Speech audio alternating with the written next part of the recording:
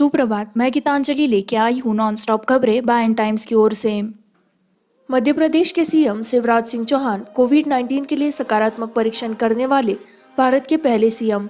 मध्य प्रदेश के मुख्यमंत्री शिवराज सिंह चौहान भारत के पहले सीएम बन गए हैं जिन्होंने कोविड-19 पॉजिटिव का परीक्षण किया है। चौहान ने अपने कैबिनेट मंत्री अरविंद सिंह भदौरिया के एक सकारात्मक परीक्षण के 2 दिन बाद शनिवार को सकारात्मक परीक्षण किया और भोपाल में अस्पताल में भर्ती कराया गया। 61 चौहान ने शनिवार दोपहर ट्वीट किया, मैंने कोरोना सकारात्मक परीक्षण किया है और उन सभी से अपील करता हूँ जो मेरे साथ संपर्क में आए हैं और खुद को जांचने के लिए तैयार कर रहे हैं।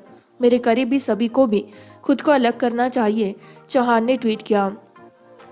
मैं कोरोना का अनुसरण कर रहा हूँ, दिशा निर्देश पूरी तरह से और डॉक्टरों की सलाह के अनुसार स्वसंगरोध है। मैं कॉन्फ्रेंसिंग के माध्यम से कोविड-19 स्थिति की समीक्षा जारी रखने की कोशिश करूंगा। मेरी अनुपस्थिति में हालांकि गृह मंत्री नरोत्तम मिश्रा और स्वास्थ्य मंत्री प्रभुराम चौधरी, शहरी विकास मंत्री भूपेंद्र सिंह और चौहान ने ट्वीट किया, चिकित्सा शिक्षा मंत्री विश्वास सारंग बैठक करेंगे।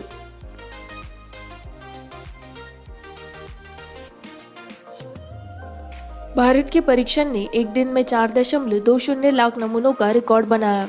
पिछले 24 घंटों में 48,900 से अधिक मामलों की रिकॉर्डिंग के बाद भारत का कोविड-19 टैली शनिवार को 13,36,861 हो गया। स्वास्थ्य मंत्रालय के अनुसार भारत के कुल कोरोना वायरस पॉजिटिव मामले 13,36,861 हैं, जिनमें 4,56,071 सक्रिय मामले हैं, 8,49,431 इलाज या छुट्टी या विस्थापित और 31,358 मौतें। इसके अलावा भारतीय आयुर्विज्ञान अनुसंधान परिषद ICMR सेट है। कोविड-19 के बीच प्रतिरक्षात्मक प्रतिक्रिया का आकलन करने के लिए एक महत्वपूर्ण शोध परियोजना शुरू की गई है, जिसमें चिंता है कि SARS कोविड-2 के खिलाफ एंटीबॉडी लंबे समय तक नहीं रह सकते हैं।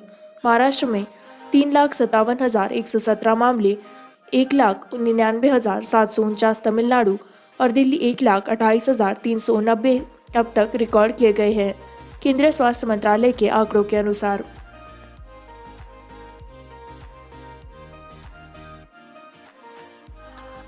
वायुसेना के हेलीकॉप्टर बिहार के बाढ़ प्रभावित जिलों में भोजन के पैकेट गिराते हैं। चूंकि बिहार में बाढ़ की स्थिति दिन प्रतिदिन गंभीर होती जा रही है, शनिवार सुबह से भारतीय वायुसेना IAF के 3 हेलीकॉप्टरों द्वारा राज्य के सबसे अधिक प्रभावित जिलों में भोजन के पैकेट बंद किए जा रहे हैं। राज्य सरकार गोपालगंज और पूर्वी चंपारण जिलों में सारण और चंपारण के तटबंधों में बाढ़ के कारण डूबे दर्जनों गांवों में खाने के पैकेट गिराए गए हैं।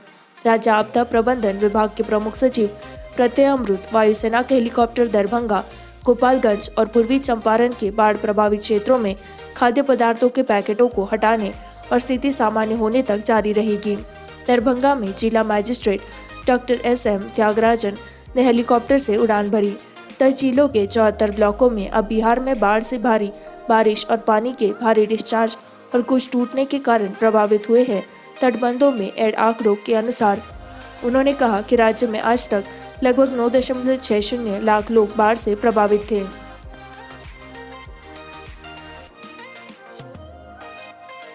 जनविरोधी सरकार को आपदा को मुनाफे में बदलना, राहुल गांधी ने मोदी सरकार पर निशाना साधा। कांग्रेस नेता राहुल गांधी ने शनिवार को सरकार पर आरोप लगाया कि जब लोग मुसीबत में थे तब उन्होंने कोरोना वायरस प्रेरित लॉकडाउन के दौरान मुनाफा कमाया। उन्होंने एक समाचार रिपोर्ट को टैग किया जिसमें दावा किया गया है कि भारतीय रेलवे प्रवासियों के लिए परिवहन के लिए श्रमिक ट्रेनें चलाकर लाभ कमा रही है। उन्होंने कहा कि बीमारी के बादल छाए हुए हैं और लोग परेशानी में हैं, लेकिन कोई लाभ की तलाश में है। यह जनविरोधी सरकार मुनाफे में तब्दील हो रही है और कमाई कर रही है, उन्होंने कहा।